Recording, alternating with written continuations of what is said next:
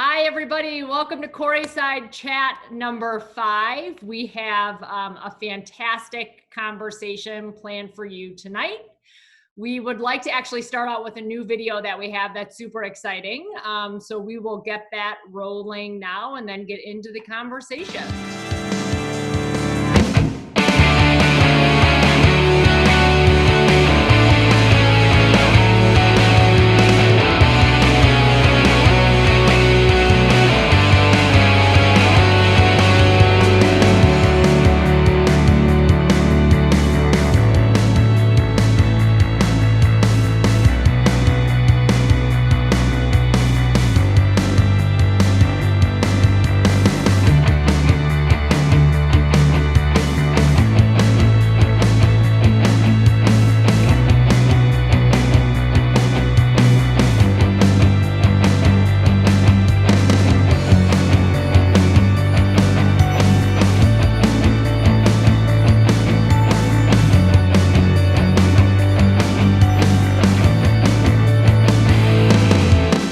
Cool. So some of that footage may have looked familiar. That is our actual park. So there has been a ton of progress over the last couple of weeks as we forge forward towards our opening in July.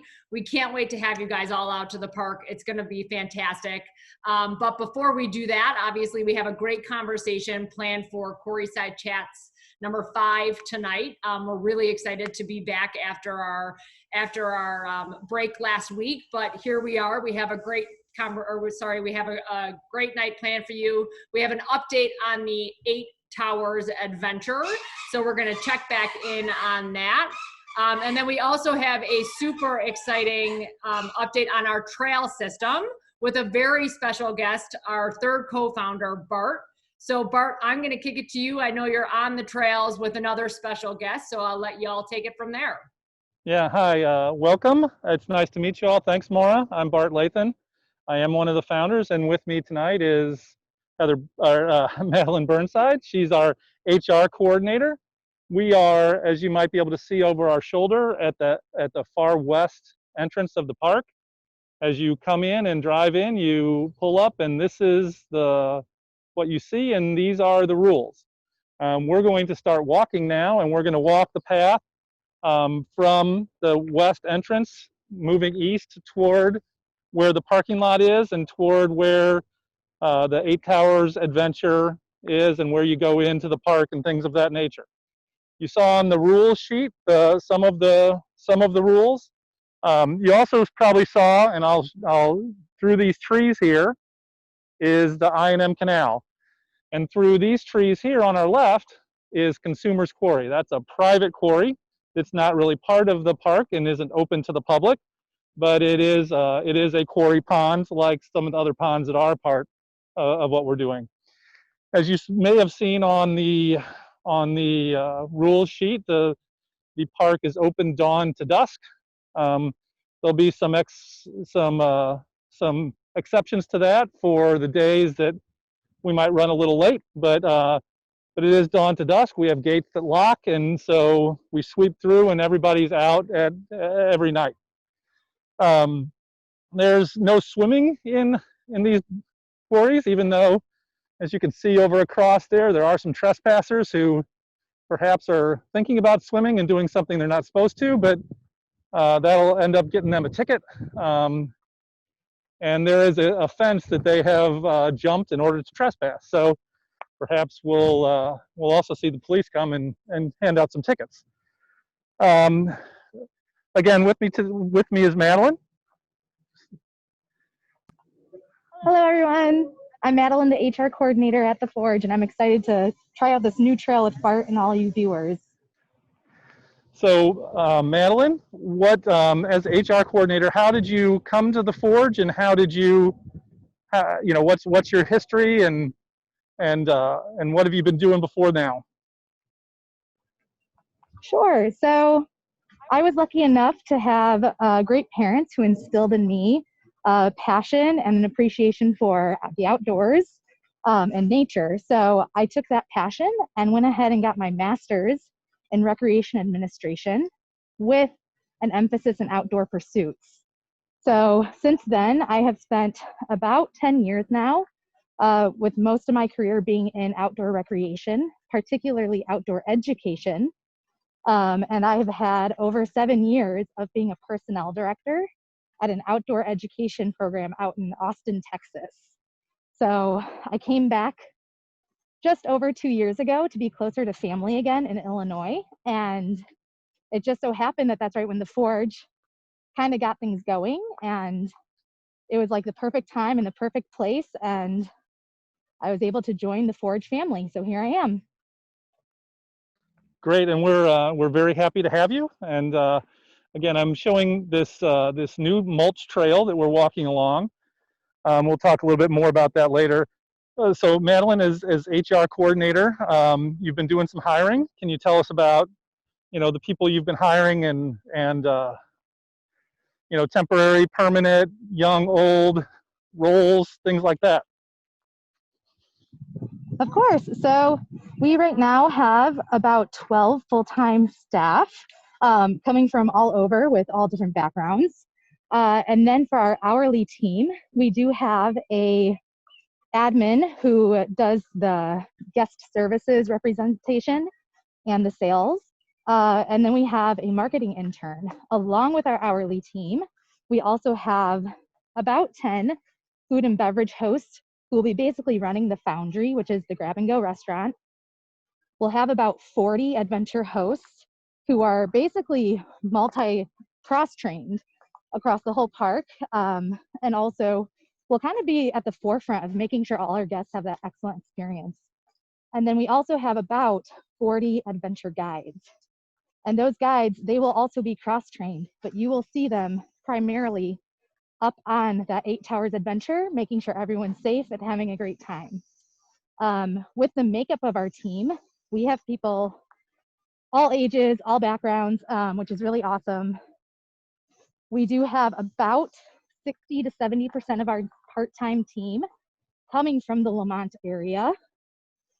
So a lot of Lemont pride there. And then we got 30 to 40% coming from all the surrounding areas, which is awesome to see people near and far coming out to be excited for this awesome endeavor that we have.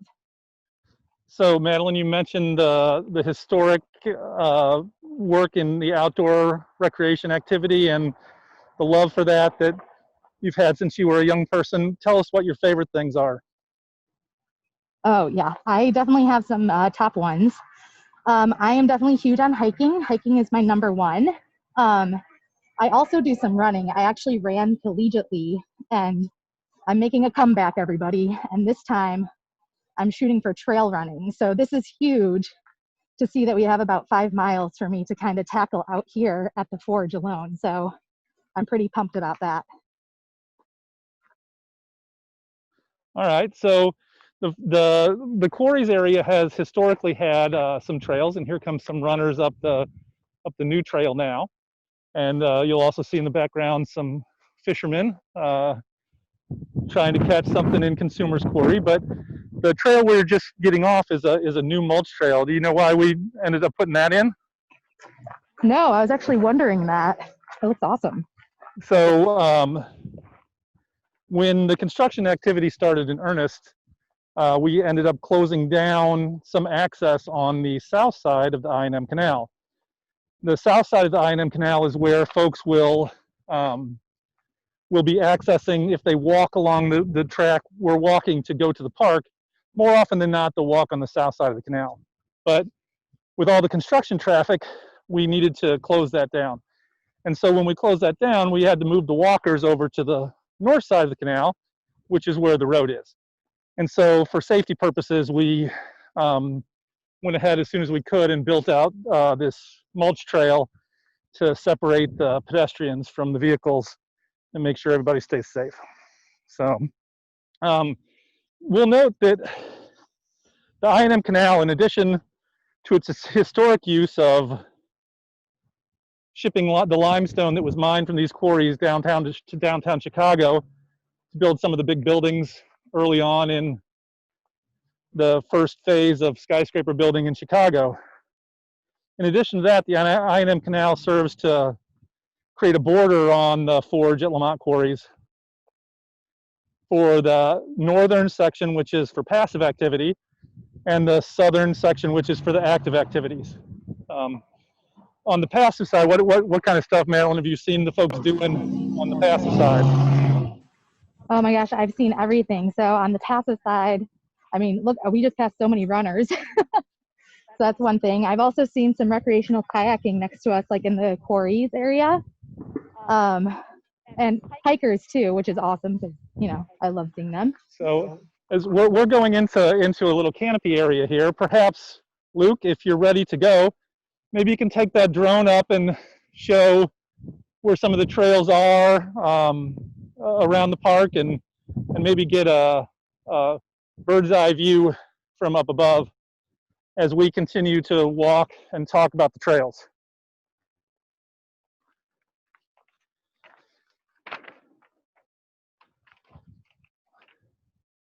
So in addition to this mulch trail, we will be continuing to develop a trail system through the park, starting in the fall and developing it for years to come. We'll be adding single track bike trails, walking and hiking trails, and the park and its location is very close to some other major trails in the area, those being Centennial Trail and the Cal Sag Trail.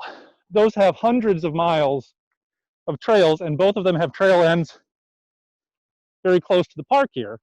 And so hopefully, if everything goes as well as it can, we'll be able to interconnect those trails through this park, and Lemont Quarries will be a linchpin and a junction for major trail areas, and will lead to hundreds of miles of biking trails throughout the Chicagoland area.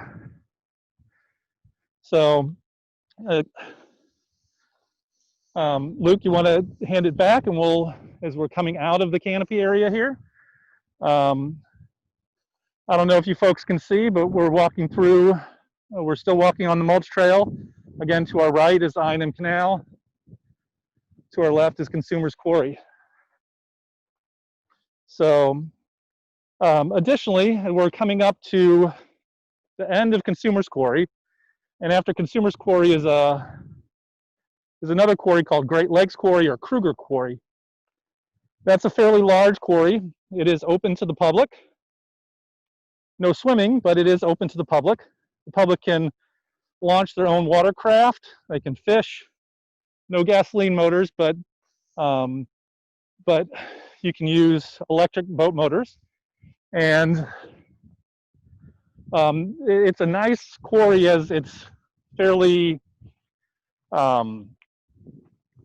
it's fairly big. It has some land masses in the middle of it, little island type things, and that provides some nice variety in paths you can take and things of that nature.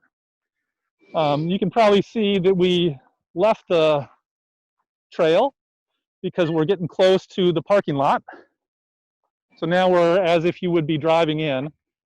The parking lot is being rebuilt by the Village of Lemont. And you can see it's going to be about twice as big as it was. There will still be room for boat launches. There'll still be room for boat trailers. As you can see, some of the vehicles have pulled boats down for fishermen or kayakers to use in the Great Lakes Quarry, which is what they should be doing. And so that's the area where you park. It'll run all the way from back here where we are, all the way to up there where you can see the cars in the distance. So once you park and start moving along, you'll exit your vehicle and you'll wander on up to the footbridge, which we are about at, not quite, but about. And once you cross over that bridge, you will get into the active part of the park. And so as we take it from the passive part of the park to the active part of the park, we're going to send it over to Chris and Byron and Hannah with the drone. Again, Luke, if you don't mind taking it up, and I'll talk for another couple of seconds, but again, if you take it up and then send it over to Chris. And again, I'm going to try to get over here and get an angle of the bridge. So that's the footbridge that people will cross. And now, Luke, you can take it away. And Chris, when you and Byron and Hannah are ready, goodbye from the trails, and thanks, folks, for listening. And if you have any questions later, we'll be happy to answer them. All right, thanks, Bart. This is Chris. I'm standing just at the top of the tree line, about a third of the way up the skyscraper tower. And you know, what's amazing is I'm really far up, yet I've got a long way to go. And if I look down here, I don't know if you guys can see that. Can you guys see Hannah down there? So I'm looking down. Hannah's at ground level, waving up at us. And so Hannah, tell us a little bit about, you know, I think since we were last here, we've put a lot of new elements on the skyscraper tower. Can you tell us a little bit about what's new here on the skyscraper tower? Yeah, so there's a lot that's new here. If you kind of look over, if you want to move your camera over, we got a bunch of bridges that have gone up. We have a bunch of different elements, such as, you know, we got rope elements. We have a rock wall. Our rappels have started going up on the tower. We've got a bunch of stuff up on here. And then our zip lines, of course, are up on the tower. But this tower is huge, and like we said, this has about 56 elements just on this tower alone. So it's huge, and it's getting close to being done, so we're really excited about it.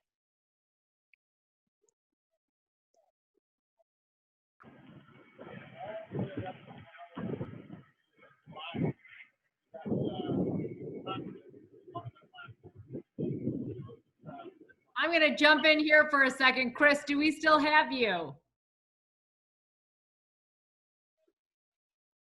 Oh, I'm sorry about that. Can you guys see Byron up there?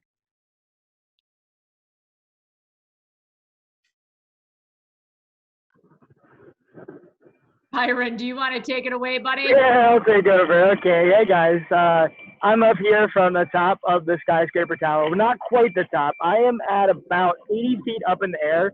I'm going to switch my camera around so you guys can actually get a good view. I know you like looking at my face, but let me get you a really nice view of what's actually going on in the background here, because this is truly incredible. I apologize for the wind. It is quite windy out here today, but just let's take a look. So I'm looking back at the village of Lemont. As I pan around here, I'm looking at some of the cool and amazing elements that Hannah was describing that have gone up in the last few weeks.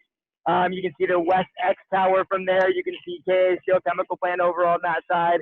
As I'm panning over here, you're able to see some amazing views of the Hex Tower. So we have Hex Tower 5, the East Hex Tower, and of course, the absolutely breathtaking view of the Forge Quarry coming from the top zip of the skyscraper tower. So what we have here is two side-by-side zip lines that go approximately 1,090 feet across the quarry lake that's down below us here, reaching speeds of about 25 miles an hour as you race across the quarry there. It's a beautiful, incredible view, and you can see across all the way to the east side of the park. It's not super easy to see in the video, but from where I'm standing, I can see the most incredible and beautiful view of the Chicago skyline, seeing the Sears Tower very clearly over there from my perspective. So absolutely incredible view. You really, really can't get a much more incredible view in the town, in the village of Lemont, excuse me. Very awesome. Hey, Byron, it's Chris. I think I'm back with my audio. Yeah. I got a shot of you from behind. You can see Byron's up there on the top zip platform. And one of the things you can see when you're inside this tower, as I look down all the way to where Hannah's coming up, is that this tower is made of steel. And I think that was one of the big innovations that we went with. Is that right, Byron? And what about steel construction enabled us to do some new things here? Yeah, that's a fantastic question, Chris. So what's really interesting, as Chris was mentioning, is we have fabricated this tower out of steel. it is traditional in the ropes course industry to either build out of trees or on existing trees or poles. So there are quite a few courses, just a few courses now that are starting to be built out of steel. But to get the record-breaking height that we wanted to achieve, and to get the beautiful design that we wanted to achieve, steel was the only way for us to go. So with that, it allowed us to reach all the way up to the top here. So you can see at 80 feet, I still got quite a long way up to the topmost tower there, which is standing right about 120 feet up at the top, which makes it the world's tallest ropes course in the world's tallest ropes course, as well as the world's largest ropes course, the feat which could only accomplish by building out of steel. Additionally, steel is incredibly strong structurally. It lasts quite a long time. It's very secure. So our safety systems are well supported and not as affected by environmental factors that would normally affect a tree or a pole belt course. So really fascinating design that was completed for us, and we're really, really excited to be up here and presenting. All right, so why don't we take a couple questions, and then I'll join Byron on the platform. And we have a contest announcement we're going to make later. But why don't we throw it back to you, Maura, if you got a couple audience questions. That sounds great. Thanks, Chris. We do have a couple of questions. And I want to thank everyone for bearing with us. Obviously, the team is climbing the tower right now. Our other colleagues, Bart and Madeline, were walking the trail, so this is all freestyle going in the moment. So hopefully it's exciting and fun to watch. But we do have a couple of questions from folks. We have one question. Bart, I'm going to actually kick this one to you. Is there a fee to use the trails? Do you have to pay to use the trails? No, not at all. The whole passive side of the park is free of charge. There's no fee for parking. There's no fee for the trails. There's no fee to put your own kayak in. There's no fee to run or hike or bike with your own bike over on the trails on the north side of the I&M Canal. Fantastic. I will just note, if you do need to rent equipment, kayaks, bikes, we obviously do have those at the park to use. Yep, absolutely. And I did want to also mention, as we were walking and talking, the parking situation. The parking is free. The large lot that I showed you houses most of the parking, but overall there are about space for about 300 cars. On busy Saturdays that we may exceed that, but rest assured we have plans for that. On weekends, the Metro trains don't run to Lemont, and the village has graciously allowed us to use the Metro parking lot for overflow parking, and we do have a shuttle bus that will take people and drop them right where I am here, right at the gates, and people can walk on in. So parking will not be a problem. If you would happen to pull up and don't have a spot, there will always be a spot at Metro Lot, and we will always pick you up if you have a reservation to use our park. Fantastic. Thanks for that. We had another question regarding the trails. Are there water fountains along the trails, or should we bring water bottles? Definitely bring water bottles. Unfortunately, at the present time, that is still an undeveloped area without potable drinking water. So you need to bring your own. You need to bring your own water. On those hot Gatorade or Powerade or whatever. Make sure you have your water, folks, for those hikes. And I guess but it's worth mentioning, Maura, that we do have the Foundry restaurant, which does sell water. So if you're there in the area on the shot today, the Foundry, which is right near Bottom Zip, we do sell water there. Absolutely. The Foundry, our grab-and-go restaurant, in addition to the refuel carts. Byron, I don't know if you want to speak to those to let folks know. Yeah, absolutely. So in addition to all the cool stuff we'll have at the Foundry, drinks, water will be available there. Just as a note, as part of our mission to be as sustainable as possible, all our water will be provided in aluminum reusable bottles. So there will be a similar cost to the kind of disposable plastic water bottles, but we are committed to having that sustainable option be available. So that's kind of what we're going for. We'll have recycling options throughout the park, and then both at the refuel cart, which will be roaming throughout the park, and at the Foundry, we'll have drink options available there. Fantastic. We had another question regarding the trails. Bart and Madeline, what was the distance you just hiked? That was about a half a mile from the west entrance to the gate. So since we parked here, we did the half mile there and then we did the half mile back.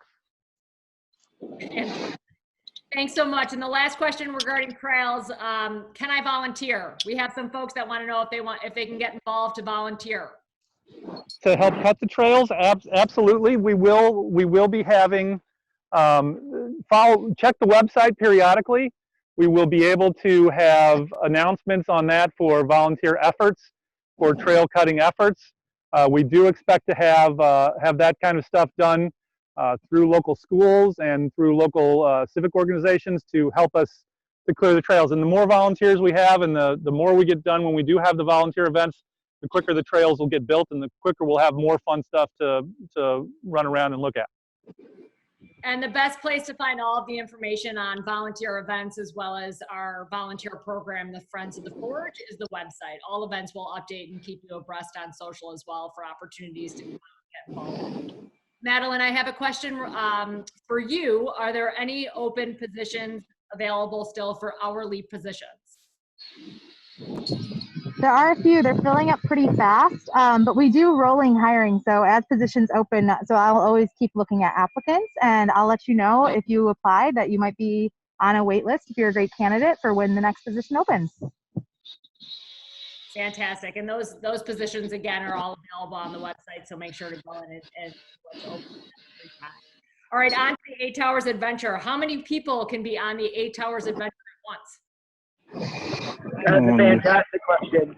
So the 8 Towers Adventure itself can hold about 60 people at a time. The zipline tower alone, excuse me, the zipline platform alone that we're on can hold 10 people at a time. We can actually hold on 60 people going up on just the staircase alone, and just additional about 50 people going along the element. So in total, between the 8 Towers Adventure, Skyscraper Tower, no, I'm just speaking about the Skyscraper Tower. The entire 8 Towers Adventure actually is rated for about 650 people at one time. So it's an absolutely phenomenal, large-scale attraction that you and 600 of your best friends can all play on at the same time. And that leads into the $1 million question, Byron. When is it open? That is a fantastic question. So currently we have our tickets available for July 17th. So you can go right to the website, forgeparks.com. You can go ahead and purchase several different kinds of tickets currently. We have our day pass, which gives you all day access to all of our activities, our active activities, including the 8 Towers Adventure, mountain biking, paddle sports, the bouldering zone, which is really fantastic. And then we also have some additional ancillary activities, which you can also book, which are AR adventure games and our tactical laser tag. So a ton of super fun stuff available to book now. We're also taking bookings for groups, so corporate groups, school groups. We've had some great youth groups who are coming out to us in the near future. So we're very excited, and come and let us know. Visit the website. We have some amazing information there, and you can contact our sales representatives who will be happy to get you some information and get you out here. Fantastic. Chris, I'm going to kick this one to you, and Byron just spoke to it. Tell us a bit more about the team bonding opportunities and group events. Yeah, so one of the cool things we're developing is a team building event that involves environmental restoration, where as a team, you help the environment by eliminating invasive species, specifically honeysuckle, which we unfortunately have a lot of, and then using that to build outdoor art. And we've tested that out a couple times. It's really a wonderful thing and a great way for teams to come together. We've got a lot of other events like dining and group presentations and doing the escape room, the augmented reality escape room, and lots of stuff like that. But you can do literally days of team building, for corporate events. Very cool. And all the information and all that and more is available on our website. So make sure to go to forgeparks.com to get all that good info. And then we do have another question regarding the towers, the 8 Towers Adventure. What are the age skill requirements for climbing the tower? That's a great question. So we don't particularly have age limits. We have height and weight limits. So to go up on the tower, to go unaccompanied up on the tower is a minimum of 48 inches. With the chaperone, you can be a little bit smaller to go up on there. We also do require that anybody between 8 years and under has a chaperone with them at all times, and between 8 and 13 years old has a chaperone that is on the property with them at all times. But the kind of limits, we talked about height. We also have some weight limits. It's a minimum weight of 70 pounds and a maximum weight of 250 pounds for the zip line specifically. Some environmental factors may change that. Obviously, it's a little bit windy up here, so sometimes we may change those weights, and that will depend on those environmental factors. Very cool. And again, all that information is available online as well. So we are 2 minutes after 7. I apologize for taking you all over our 30-minute slot here, but we do have some exciting information to share. Chris, I know you're at the top. I am going to kick it to you to make your special announcement. Awesome. Yeah, I'm up here with Madeline and Byron. We're standing at the top of the longest zip line in the Midwest. There's 2 zip lines that come off this tower, the skyscraper tower, and then you can see there's 2 zip lines that come off the X tower, and they both end up across the quarry at bottom zip. So what we're giving away as a contest is the opportunity to be the first person to ride one of these 4 zip lines. So there's 4 winners. I'm going to kick it back over to Maura, and you can give the details on how you enter. But you know, these zip lines look incredible in terms of, you know, the height, the speed, the water, the view, everything. And we want to give away for free the opportunity to be the first people to go on each of these 4 zip lines. Yeah, we're really excited about this contest. I mean, what an opportunity to be the first to zip on the zip lines at the Forge Lemont Quarries, headed over the Forge Quarry right there over water. It's a really cool thing to be a part of, and hopefully you all are as excited as we are. You can get all of the information and enter to win at our website, forgeparks.com. Like Chris said, there'll be 4 winners, 1 for each of the zip lines over the Forge Quarry from Skyscraper Tower and from East X Tower. The contest is live on our website now and will run through July 9th. We will be announcing the winners on July 10th, and then we'll have those 4 lucky winners out to the park on July 17th to do the first run on those zip lines. Again, all of the information is available online, so make sure go and enter a chance to win. But listen, this was a really fun night tonight. We thank you all for joining us. Obviously, it's a gorgeous evening out there. I think Luke's actually going to show you some drone footage there. So what we're going to do is we're going to close on, Luke's going to fly the drone down the zip line. So, and this is, you know, what it'll look like for the contest winners. So Luke, if you could fly us out. As he's doing that, again, enter a chance to win at our website, forgeparks.com. You could be one of the first to be on that zip line. Really super exciting stuff, free to enter. Like I said, it runs through July 9th. We'll make the announcement of the winners on July 10th. And then we'll have you out there to take this run on the zip line on July 17th. Again, go to the website to enter to win. Thank you again for joining us this evening. We had a bunch of fun. We have another exciting Quarryside Chat planned for next Thursday at 6:30. The entire 30-minute session will be dedicated to our digital activities at the park, AR experiences and tactical laser tag. We're going to get in there and show you what it'll be like to play those games live. So make sure to join us. All the information will be live on Monday to register. Again, thanks so much for joining, and we'll see you at the park soon.